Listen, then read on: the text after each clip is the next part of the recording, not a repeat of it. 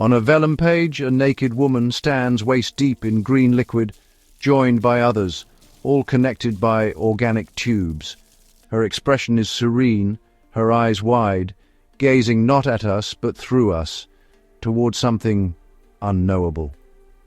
Is this a ritual, a medical experiment, or something stranger? The image offers no answers.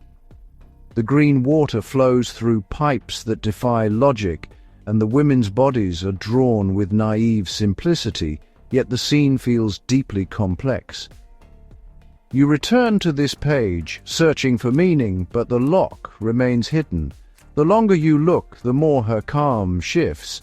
Her stillness becomes a warning.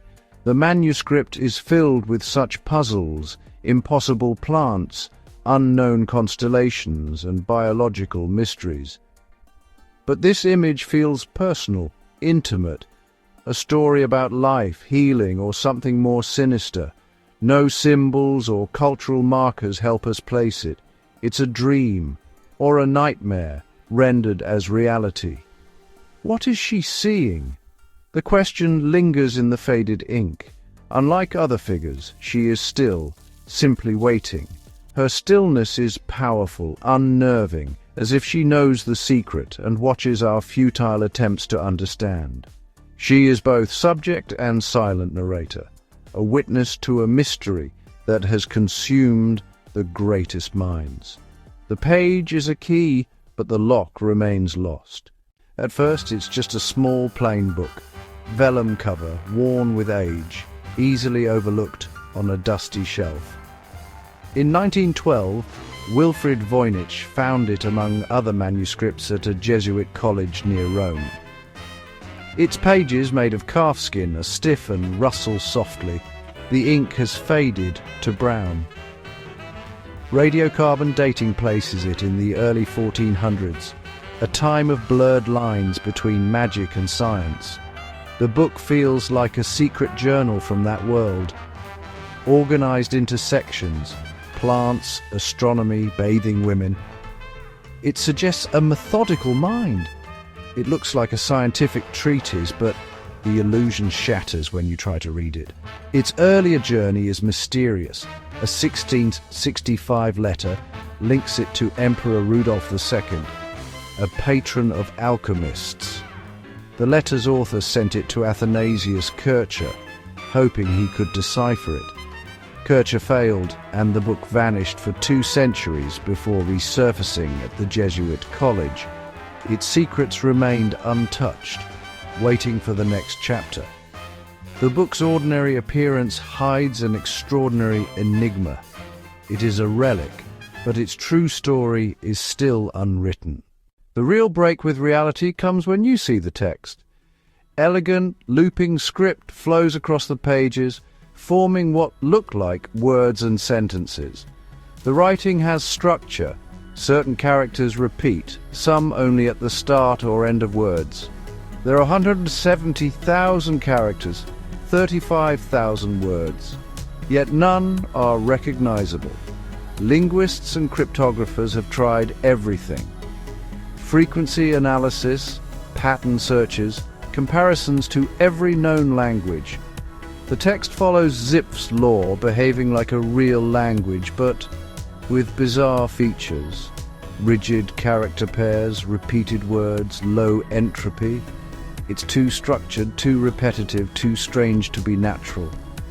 If it's a code, it's unbreakable, even by the team that cracked Enigma.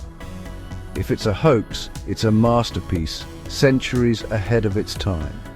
If it's a lost language, its culture has vanished without a trace. Each possibility is more unsettling than the last. The text is a fracture in our understanding, a language from nowhere. The mystery deepens with every attempt to read it. The illustrations plunge us into a parallel reality. The botanical section shows detailed plants, roots, leaves, flowers, but none exist in nature. They're chimeras, impossibilities drawn with the confidence of a botanist. The book feels like a field guide to an alien world. The astronomical charts show zodiac signs surrounded by unknown stars. It's as if someone reimagined our sky through a different lens. The diagrams are precise, suggesting purpose, divination, navigation, or something else. The consistency of the strangeness is compelling, an entire ecosystem of the impossible. The book presents not just a mystery, but a complete, unexplained reality. We're left to wonder if these pages are a dream, a vision, or a map to another world. The Voynich Manuscript is a story of failure, a siren song for the world's greatest code breakers. William Friedman, who broke Japan's Purple Code, spent decades on it and admitted defeat. The NSA, academics, and countless others have tried every theory, every cipher, and failed. Each new solution is quickly debunked. The manuscript resists all logic. It's a labyrinth for the mind, a code breaker's graveyard. The obsession it inspires is legendary. Researchers see patterns, chase breakthroughs, and find only frustration. If the world's best minds can't solve it, was it made by a genius? Or is there nothing to solve? The manuscript's greatest trick may be convincing us there's a secret at all. As logic fails, stranger theories emerge. Some say the book is glossolalia, a channeled text written in a trance meant to be experienced, not decoded. The script could be a mantra, its rhythm designed to induce altered states. The illustrations become mandalas, guiding meditation. The manuscript transforms from a puzzle to an instrument, a tool for spiritual practice. Its meaning is not in the words, but in the experience it creates. To a cryptographer, it's a code. To a mystic, a gateway. The book becomes a mirror, reflecting the mind of whoever engages with it. The central question shifts.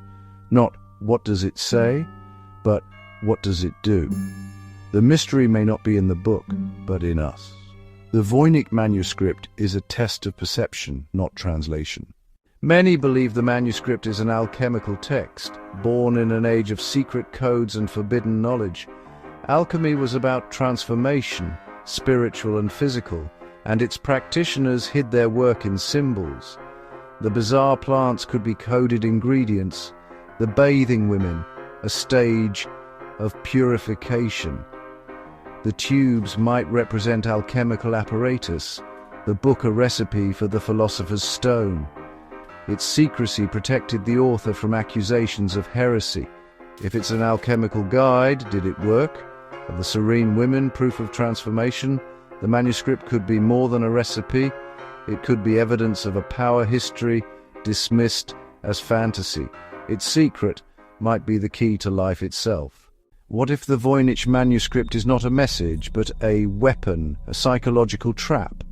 Its patterns and structure mimic meaning, but offer only frustration. It has consumed the minds of scholars, emperors, and cryptographers, wasting years in pursuit of nothing. The book acts like a virus, infecting the curious with obsession. Its promise of a solution keeps victims engaged, but the breakthrough never comes.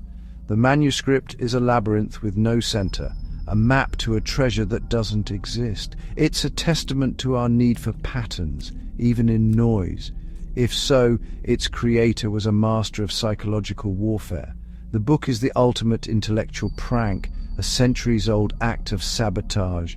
Its true message is the silence after every failed attempt. Your search for meaning is itself meaningless. Today, the Voynich Manuscript rests at Yale, digitized and accessible to all. Its mystery has only grown, drawing thousands of new minds into its orbit.